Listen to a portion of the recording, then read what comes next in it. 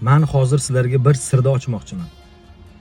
Biz ayolim bilan 2012-yil turmush qurganmiz va oradan 1 yil o'tib men yana bir qiz sevib qolganman. Oradan vaqtlar o'tdi. Baxtli yashadik. Baxtli edik. 2020-yil yana bir qizni sevib qoldim.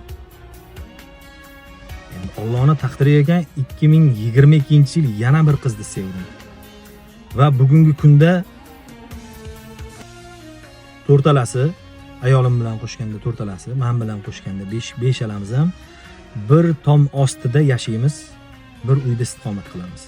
Hali biror marta rashk sabab meni ayolim janjal qilmagan. Birga restoranga boradi, birga bozorga boradi, birga kafelarga boradi, saylgohlarga boradi, hamma joyga birgalikda. O'ziga ravo ko'rmagan narsalarni ham meni 3 ta sevganimga ravo ko'radi. Bular ismlari Mohliroyim, Hadichabonu, Mohinur. Alloh buyuk zot, buyuk ne'mat bilan siylagan. Bu qizlarni sevishimga adolatli o'zi sababchi bo'ldi. Bu meni 3 ta farishtam, 3 ta qizim. Hurmatli otalar, hurmatli akalar, ukalar, do'stlar, men bir narsani aytmoqchiman. Bugungi kunda juda ko'p ko'ryapmiz ko'cha-ko'yda yosh qizlarimiz, singillarimiz yigitlar bilan qo'l ushlashib yurganini juda ko'p guvohi bo'lyapmiz. Bunga sabab nima?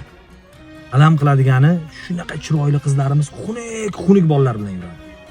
Bunga sabab ota yetarlicha mehr bermagani yo aka yo ukadan yetarlicha mehr olmagani, uyidagi erkaklardan yetarlicha mehr olmagani deb o'ylayman men.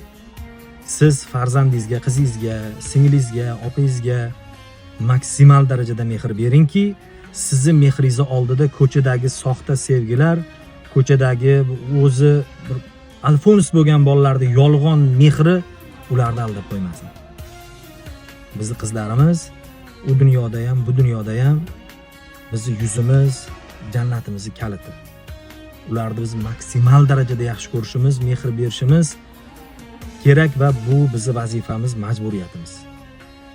Sizlarga ham tilagim, uyinglarda sizlar sevgan ayol va sizlar sevgan qizlar ko'p bo'lsin.